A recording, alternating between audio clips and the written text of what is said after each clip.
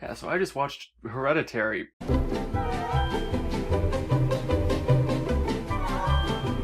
And God, fuck yeah, so I just watched Hereditary.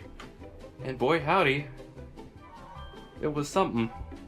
Now before we begin and kind of delve into this, I want to explain a few things here. My Suburbicon review was kind of all over the place. I was kind of tempted to make a review of the review, but, I never got around to it. Same thing with I wanted to do a lineup of films and kind of call it like the year of the horror movie, which would be like Get Out, Killing of a Sacred Deer, It Comes at Night, Mother, all that kind of shit from last year. And I never got around to it. I was going to do like a weekly lineup kind of thing, and I never got around to it. I watched Phantom Thread, never got around to it. All these reviews I'm not getting around to because, frankly, it's effort to do this. I got a light right there, got a recorder right there, it's kind of a pain. But honestly, Hereditary is something worth talking about.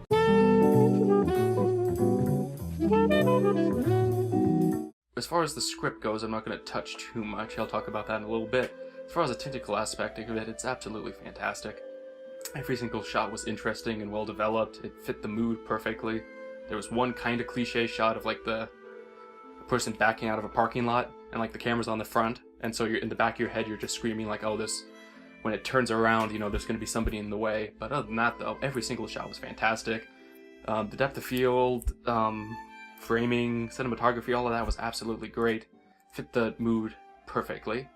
And on top of that, the soundtrack was absolutely stellar. It was very reminiscent of Killing of a Sacred Deer, if a little more intense, if you can believe it. Almost kind of synthy, but not like in a drive kind of synthy way. In just kind of a drowning, non-relenting, constant just pounding. And it fit perfectly. Yeah, so I should probably mention the cast. The cast consists of Toni Collette, a little girl who actually is a 40-year-old woman who's just a midget, the terrorist guy from Patriots Day, and an old man who looks kind of like Michael Douglas, but is not Michael Douglas. And they all did an absolutely fantastic job. Toni Collette was just nailed it. She showed just the right amount of emotion. There were some scenes where she had to act skeptical, some scenes where she had to act devoted. It was absolutely perfect. She did a great job showing every wide range of emotions. It was fantastic. I don't want to keep saying Boston Marathon Bomber guy, but because I don't know his name. He's a really good actor, and I want to know his name. So here's his name. He was fantastic. Hasn't been in a lot of stuff, but he did an absolutely stellar job. Really no complaints on that regard. No, a lot of subtle emotions in his face, and he plays a teen. Like, he plays like a senior, junior, 18, 17-year-old, but he is obviously not that young. And every so often you kind of get a glimpse that he's like, oh, there's a 20-year-old man. But other than that, though, he pulls off the emotion of a teenager extremely well. Yeah, and then as far as the older gentleman goes, who's like the dad, he doesn't have too much screen time. He has a fair amount, but not too much. He doesn't really, knock it out of the park, but he does a fantastic job. It's just not necessarily the highlight, which is, I would definitely say, Toni Collette's amazing performance, and the little girl, who did a really good job. Really, really good job. And as per usual in a Rudy review, let's talk about the trailer and release material. It's a lie. It's... they did a really good job advertising this film. Mother did the same thing. They showed exactly what you were getting into, and kind of like what's going on, but what they did not do is kind of just show main elements. Because one thing which I hate about movie trailers is they show a frame, or like they show a scene.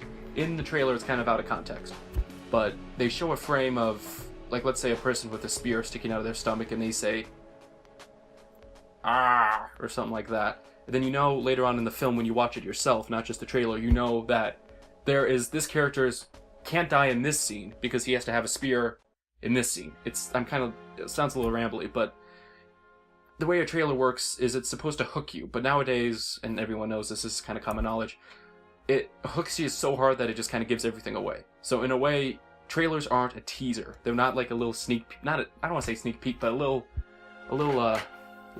shoulder, No, it's not that anymore. It's the cliff notes, essentially. It's spark notes. It's just a little tight and condensed summary. Chronicle, Oh god, Chronicles trailer. If you've seen Chronicle, which I don't really recommend, it's alright. Dave DeHaan did a good job, which is kind of funny. Movie found footage, it's okay. 6 out of 10, I don't know. But that's beside the point. The trailer gives everything away. The trailer is everything about the movie aside from the last ending. Like the last 5 minutes of the ending, which is retarded, and the movie pulled it out of its ass because they realized that they kind of gave away the twist in the trailer. Hereditary did a really, really good job marketing itself. It marketed itself as kind of a spooky thriller, I would say. Definitely not a horror movie. A spooky thriller. Not your Insidious or Paranormal Activity or like the jumpy movies or anything like that. More of just like a creepy atmosphere movie. Kind of like It Comes at Night, but way, way less pretentious. And who would end also, it's produced by A24. One of the best publishers of films I've ever seen. They've produced countless of my favorite movies. Really, they're an absolutely fantastic publisher. They did Killing of a Sacred Deer. And you might be wondering why I'm mentioning Killing of a Sacred Deer so much with this film, and that's because very similar atmosphere. The way the film kind of presents itself is grandmother dies. Grandmother's dead. She's kaput. Starts with her being buried, creepy little girl, kind of a weird mom, kind of emotionally distant dad, brother who's kind of in between. That's the setup. And as the film progresses, it kind of just, like the IMDb thing, like let's pull it up here, like let's take a look-see here. It literally just says, dark secrets are revealed. And all throughout this, and I don't know if I can find it, but there's a teaser trailer for it on YouTube. It was one of those trailers that is marketed for like a 5-second thing, so like all the spastic people just can't just click out. So it kind of like, it's almost like a summary of the trailer, which is a summary of the film, but that's beside the point. And it showed the director, who I don't even know his name, which is really disgusting since I'm going into film and I have nothing but good things to say about this movie. He kind of was filmed in kind of like this kind of thing, like so my movie, blah, blah, blah, looking off into the distance kind of thing. And he kind of mentioned a bunch of bullshit, really, like that doesn't really reflect the movie. And I'm not entirely sure if he was on his own little thing or if he wanted to mislead the audience, because I'm kind of keeping this all vague, and I don't want to be like one of those people who say, oh, I'm not going to spoil it, there's quite the twist, because it's not a twist. It's a movie that if somebody told you the spoiler to, or somebody told you what happens, you would be like, okay, a little more please? Like a little more. The film is not, it's not abstract. It's certainly not an abstract film. Things that happen in the film are very, very much literally happening in the film's universe. But, oh baby, it gets kind of weird. Definitely not for the light of heart. It earns its R rating. Really good gore occasion. Really good. So anywho, back to the way the film marketed itself. It marketed itself as that this little girl just kind of collects all this shit, and it somehow does something in the world, and it's all like, I think the guy directly mentioned that like each one of these little trinkets she collects is like something that she has power over. And that's a really good hook, because it's not in the film. I went into this film expecting something like that, and that's not what you get. Far from it. So instead what you're left with is the mother problem of suckering in people who come to see just a basic run-of-the-mill horror home invasion thriller movie and getting something completely different. Because Mother, it started off like that, and then it just jumped the rails and went into complete absurdity, and everyone hated it. Because they didn't appreciate... God, I sound pretentious. They didn't appreciate it for what it's worth. They just took it for face value. They didn't look into it. They were so set in, I just want, my bae Jennifer Lawrence, and that Mexican dude, Javier, or whatever his name is, I don't know. I'm here for Jennifer Lawrence, yay! And then just like a spooky movie, like, your Happy Death Day bullshit. And then towards the end, as if you've seen Mother, or if you haven't, or you know about it, it develops into something a lot more intense, a lot more involving, a lot more engaging, stakes quadruple, if not bazillion-truple. And this film does something like that too. It's way more literal than Mother is. It's way more straightforward than Mother is. As far as the pacing goes, absolutely fantastic. Like I said, there's one cliche, like the car thing I mentioned, but that's more of a filming thing. There's another cliche, but it's fixed in the universe, and it's ironed out really, really well in the following scenes. And I'm keeping it vague just because I don't want to, just summarize the movie for you. Go watch the movie right now. This guy deserves your money. A24 is one of the most... A24 is the Devolver Digital of film. They just make good. They don't care if it costs $5 or $80 million. Oh, of course, that's a rough estimate. Extremely rough. But they're here to make something unique. They're here to make something great. I'm just looking, because I have all these movie posters over here, and it's just like this, but like all over there. And I'm looking up, and it's like, that's an A24, that's an A24, that's an A24. Great people. And this director needs to make more. This, for coming from his first film, if I'm not mistaken, he did an absolutely fantastic job. The problem, though, with this film, and this is getting into a little bit of, like, mild spoilers, more, like, thematically what to expect. I'm certainly not going to say, like, blah, blah, blah dies, blah, blah, blah, but this is more of just, like, if you want a completely clean slate, and I recommend you do. So even if you want to hear what I have to say, all three of you out there, I wouldn't recommend it. I would say turn this video off, go watch it, come back.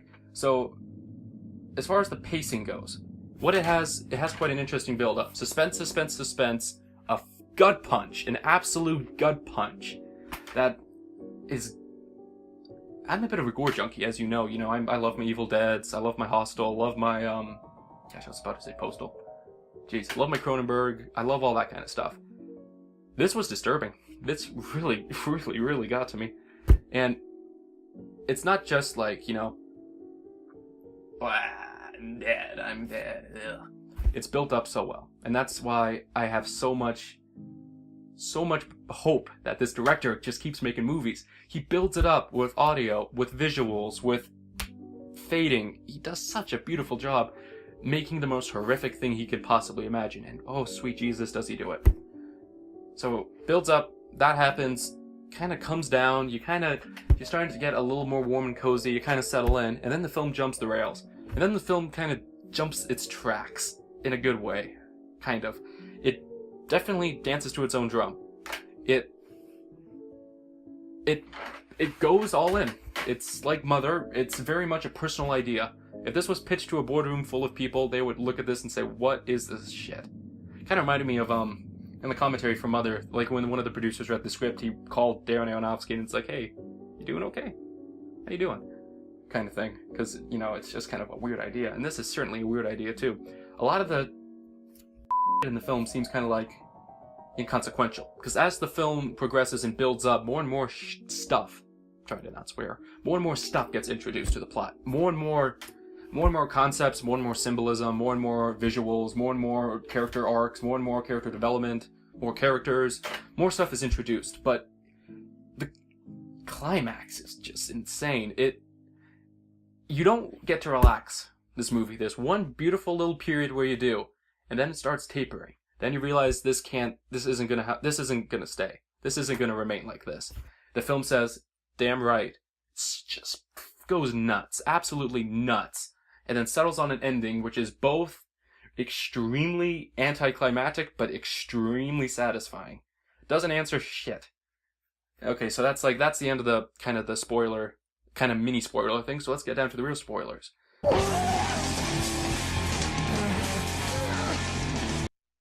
Holy fucking shit. Her head. The prosthetic work on the little girl's head in the road. Oh, sweet Jesus, that was awesome. Sorry for swearing there, but it was awesome. The film, and kind of with the head thing, there's so much, like, setups that I personally don't feel like get resolved, but I feel like that's the point.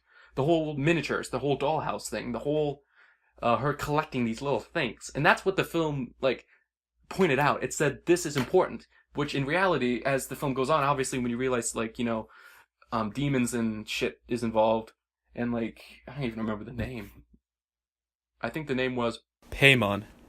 And, God, it's kind of funny. I respect the shit out of it. It's almost like a funny games thing. It tricks you into expecting one thing. Like, you're looking at all these miniatures, and you're gonna say to yourself, okay, what's the symbolism in this? Okay, so Toni Collette's doing this, and this with this miniature, and then towards the end, it's like, doesn't matter. All bow to the matriarch.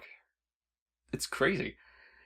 Yeah, and the ending too of all the characters getting axed off in really weird ways, and Chris becoming God, essentially, in the end. Almost was like kind of a Akira kind of feel to it. Yeah, so I kind of rambled enough about this. So this is the end of spoiler talk.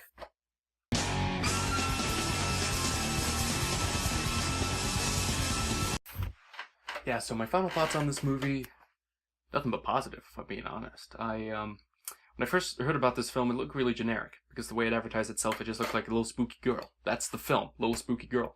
But it became so much more than that. It's so much more fleshed out, more gorgeous, more involving, more creative, more professional, more precise, more everything I could have asked for.